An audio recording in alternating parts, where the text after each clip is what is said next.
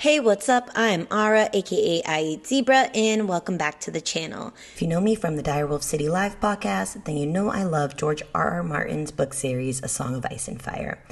As we all await one of the most highly anticipated novels in our lifetime, The Winds of Winter, we have been given time to analyze not only George's work further, but other works that have inspired him, to shed light on what we may be able to expect and theories we can create and hope will happen in the next book.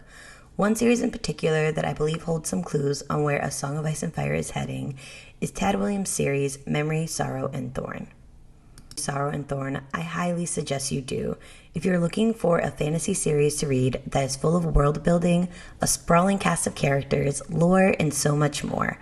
George R.R. Martin has stated, Tad's fantasy series, The Dragonbone Chair, and the rest of his famous 4-book trilogy was one of the things that inspired me to write my own 7-book trilogy. I read Tad and was impressed by him, but the imitators that followed, well, fantasy got a bad rep for being very formulaic and ritual, and I read The Dragonbone Chair and said, my God, they can do something with this form. And it's Tad's doing. It's one of my favorite fantasy series. The point I find the most interesting that George makes about Tad's work is that he was able to subvert expectations from your traditional fantasy series. One of these major subversions has to do with the prophecies surrounding the 3 swords, Memory, Sorrow, and Thorn. But I'm not diving into that in this video. However, when it comes to the prophecy in the lands of Ostenard, there is a secret society that we learn of whose mission is to fulfill the prophecy, the League of the Scroll. I think in either Winds of Winter or Dream of Spring, we will find out several characters in A Song of Ice and Fire proper and throughout Westerosi history are members of a secret society with the goal of fulfilling the Prince That Was Promised / Azor Ahai prophecy. From this point on, it's going to get pretty spoilery, so you have been warned. So let's get to it. A little background on the League of the Scroll. According to Tad Williams' official site, when discussing the purpose and mission of the League, it says, in Ostenard, a land once ruled by an elvish-like race known as the City, the human High King is dying, and with his death, a long-dormant evil is unleashed on the land as the undead city ruler, the Storm King, seeks to regain his lost realm through a pact with one of human royal blood.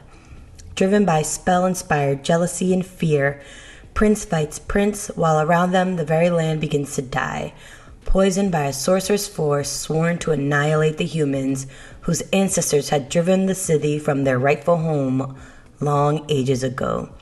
Only a small scattered group, the League of the Scroll, recognizes the true danger faced by Ostenard. Only they hold the knowledge of times past, of threats fulfilled, and of the riddle of swords, which holds out this one small hope of salvation. The City and Storm King have major Children of the Forest and great other, or if you want to go by the show, Night King vibes. So the mission of the League is to defeat the Storm King and bring an end to his darkness. The prophecy that they are trying to fulfill in order to do so goes as follows. When frost doth grow on Clave's bell, and shadows walk upon the road, when water blackens in the well, 3 swords must come again. When Buchan from the earth do creep, and Hunan from the heights descend, when nightmare throttles peaceful sleep, 3 swords must come again. To turn the stride of treading fate, to clear the fogging mist of time, if early shall resist too late, 3 swords must come again. And this is featured in Nice's Du Svardinird. Nice's sounds familiar, huh? Was known as the Mad Priest and wrote a book full of dark arts and knowledge known as the Du Svardinird. Those that have read this tome usually go insane. More on that a little later. But let's look into the prophecy in A Song of Ice and Fire related to Azor Ahai. We don't really have a cute little consistent version, but we do get the gist of the prophecy, mostly from Melisandre. From Mel, we learn, there will come a day after a long summer when the stars bleed and the cold breath of darkness falls heavy on the world. In this dread hour, a warrior shall draw from the fire a burning sword, and that sword shall be Lightbringer, the red sword of heroes, and he who clasps it shall be Azor Ahai come again, and the darkness shall flee before him. In addition to Lightbringer, we learn of another aspect of the prophecy from her conversation with Jon Snow. When the red star bleeds and the darkness gathers, Azor Ahai shall be born again amidst smoke and salt to wake dragons out of stone. We could spend hours dissecting this prophecy and its meaning and who the candidates may be for the prince that was promised. However, that's not really relevant to the point I'm trying to make here. What I want to discuss is the people who are looking to fulfill this prophecy. We obviously are familiar with the Red Priests of R'hllor, but what about those in Westeros? This is where I think the secret society comes into play. I believe there's a group of learned individuals throughout Westeros that are all working together to bring about the end of the others and lead in the Great War for the Dawn. Now that we've mentioned the prophecies both groups are looking to fulfill, let's learn more about the League of the Scrolls founding and the Scroll Bearers from Memory, Sorrow, and Thorn. By King Aelstan. He was last in the line of kings of Erkinland before Prester John took up the throne. He was later canonized of a sort and known by Saint Aelstan. He was a popular and beloved king. During his lifetime, he suspected that the Storm King was on the rise again and founded the League of Scrolls, a secret order of learned men from different walks of life in areas of Ostenard, with only 7 members active at a time.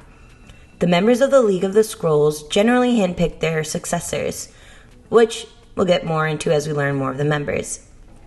The first member of the League of the Scroll that we actually meet is one of the co-founders, Dr. Morghanes, who serves as the mentor to the series protagonist, Simon.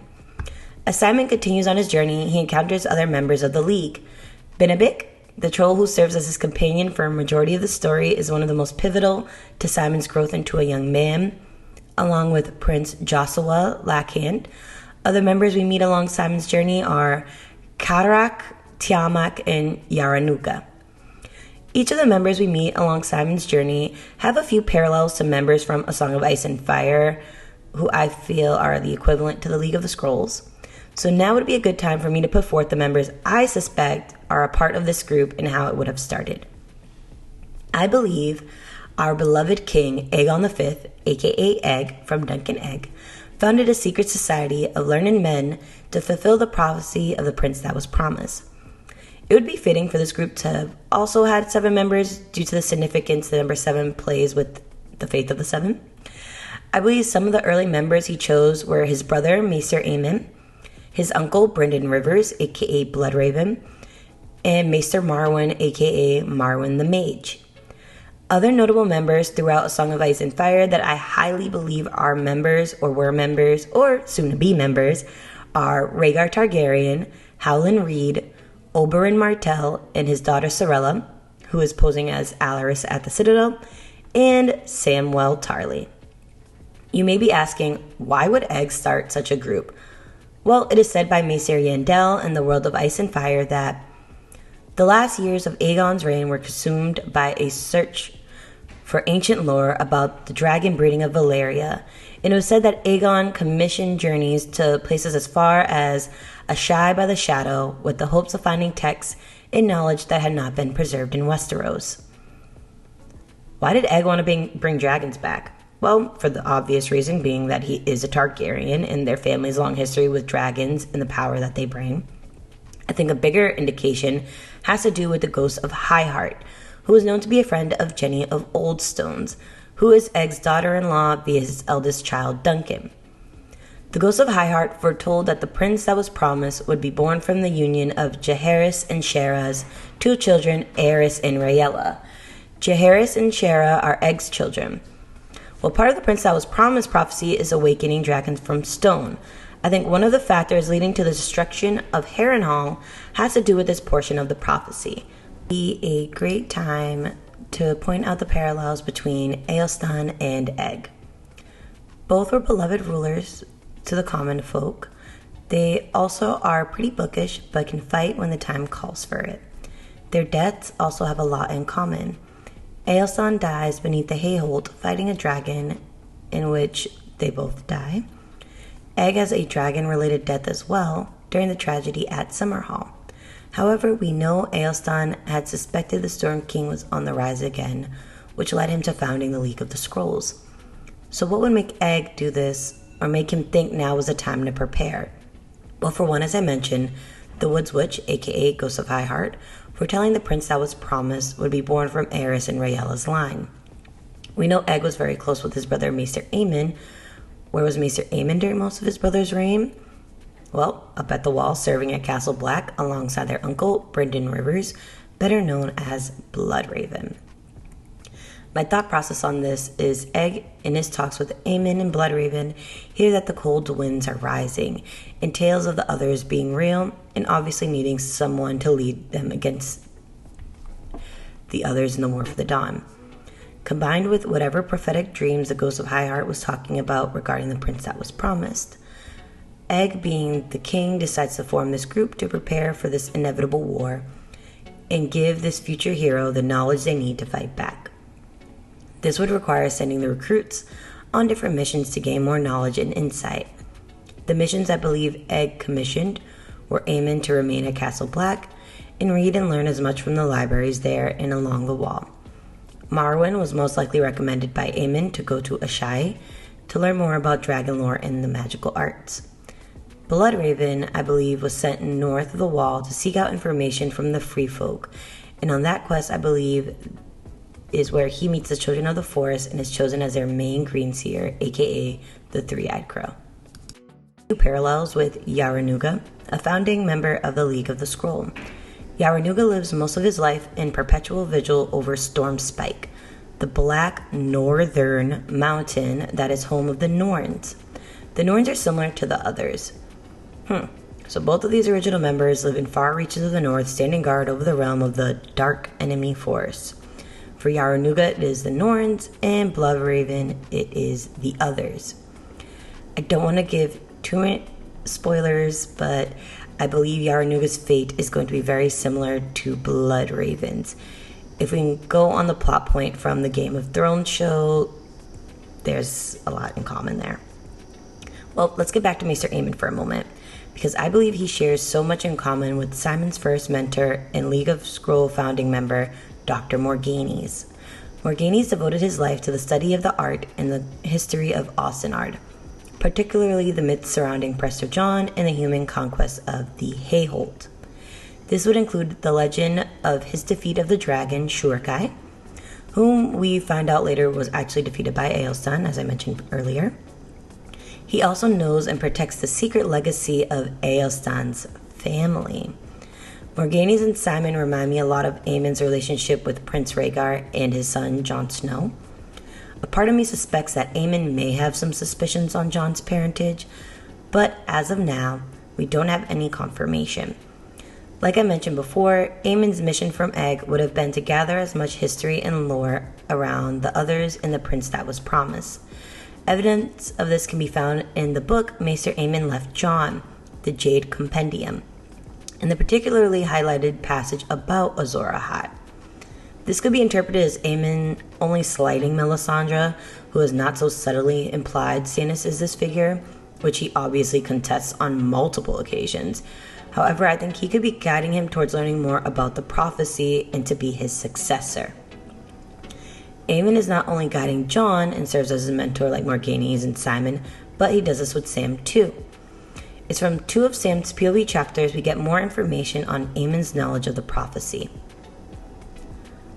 But all of them seem surprised to hear Maester Aemon murmur, "It is the war for the dawn that you speak of, my lady, but where is this prince that was promised?" On his deathbed, he also confides in Sam after learning of Daenerys and her dragons. "No one ever looked for a girl," he said. "It was a prince that was promised, not a princess. Rhaegar, I thought. The smoke was from the fire that devoured Summerhall on the day of his birth. He shared my belief when he was young, but later he became persuaded that it was his own son who fulfilled the prophecy, for a comet had been seen above King's Landing on the night Aegon was conceived. What fools we were, who thought ourselves wise." This quote is what actually led me down the path to this theory, because what did he mean by no one and we?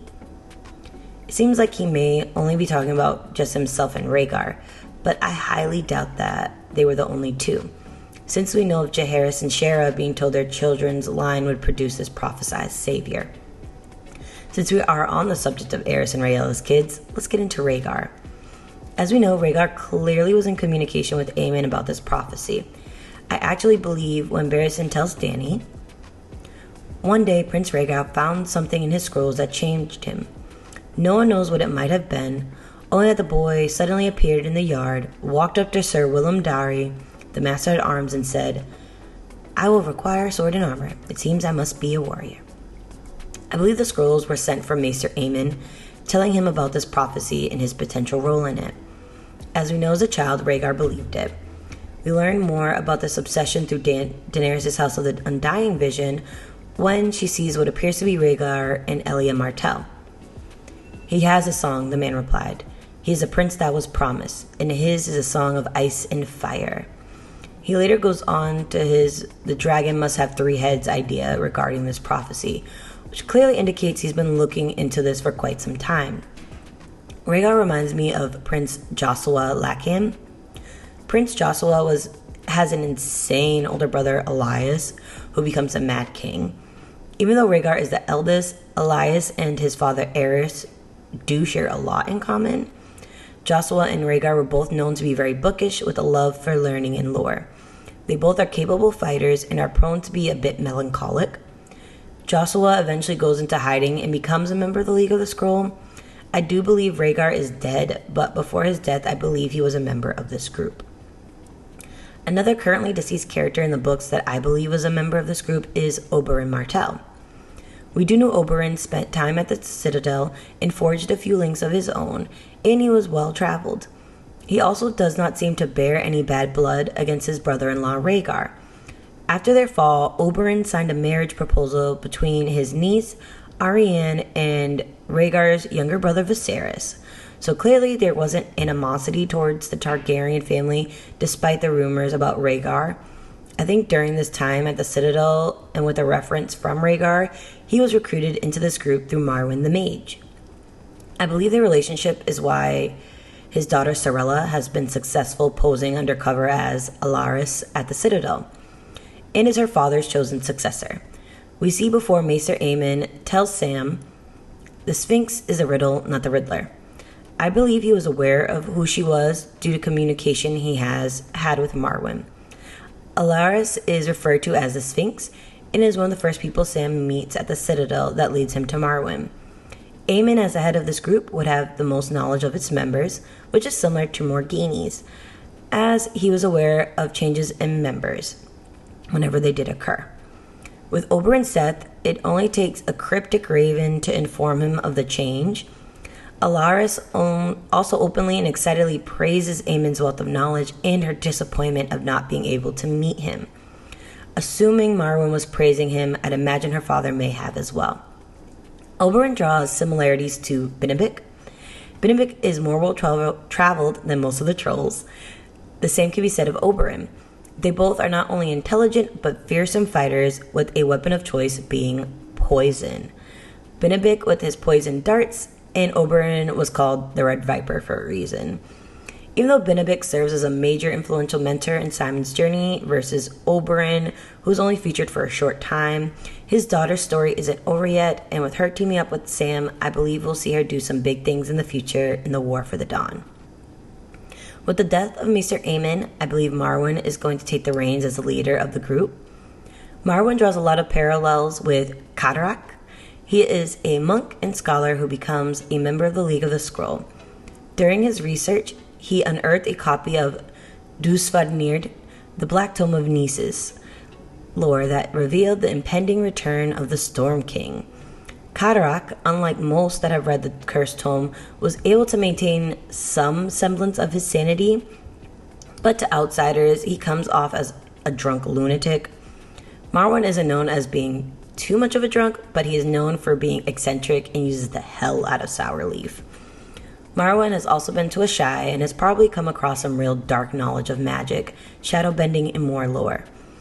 Cataract also teams up with the female protagonist at one point as a guide for her. We last leave Marwyn heading off to see Daenerys. The reason he's going to seek her out is at the behest of Maester Aemon as one of his dying requests. So, more to be seen there. As you can see, most of these characters have connections through the Citadel or being part of the royal family. In Austin Ard, most of the members are scholars or have some connection to royalty. One character that doesn't in Memory, Sorrow, and Thorn is Tiamat, a random man, scholar, and student of one of the members of the League of the Scroll. It is Tiamat's goal in the series to actually assume his mentor's place and become a scroll bearer. When he ventures out of the Rand, he's faced with adversity as the Randmen are looked down upon and are considered to be savages. He's quiet and unassuming. His wisdom ends up playing an invaluable role in the quest to save Austin Ard. Randman. Sounds an awful like Krannig Man. Know who else is a Krannig Man that has a very important information that has yet to appear in the story? Helen Reed. The Neck shares a lot in common with the Ram, both being swampy marshes with people that are adapted to their environment and nature and tend to be slight in stature. Helen Reed is the only living survivor of the Tower of Joy that we know of, and is probably going to be crucial in revealing the truth of Jon's parentage. We know that he spent time at the God's Eye and was good friends with Lyanna Stark, the same Lyanna that eventually goes off with Rhaegar, so who was to say that she wasn't the one to link them together? Being a first man descent, he could provide lots of valuable knowledge to their cause of defeating the others and the prince that was promised. Howland sent his children in his stead to Winterfell to swear fealty to Robb. I think the real reason he sent them was to help Bran Stark on his journey after learning of Jojen's green dreams of the winged wolf. If he had knowledge of Bloodraven that he passed to Jojen, that would explain why they knew they needed to head north of the wall. Another odd thing about the Reed children, when they traveled to Winterfell, they ended their oath of fealty by saying, "We swear it by ice and fire." Well, Rhaegar did say his son's song was that of ice and fire, so the connection between the old gods and the prince that was promised seemed to be present, which makes sense due to the others being more than likely the creation of the children of the forest. And they share the same belief system as the old gods that the first men do, and the prince that was promised is supposed to beat this great enemy of the other. To wrap this all up, my belief is that in either The Winds of Winter or Dream of Spring, we will find out characters we have either met or heard of in Westeros are members of a secret society, similar to the League of the Scrolls from Tad Williams' Memory, Sorrow, and Thorn series. The parallels between the scroll bearers and my list of suspects seems to hint at this grand scheme of finding the prince that was promised to defeat the others.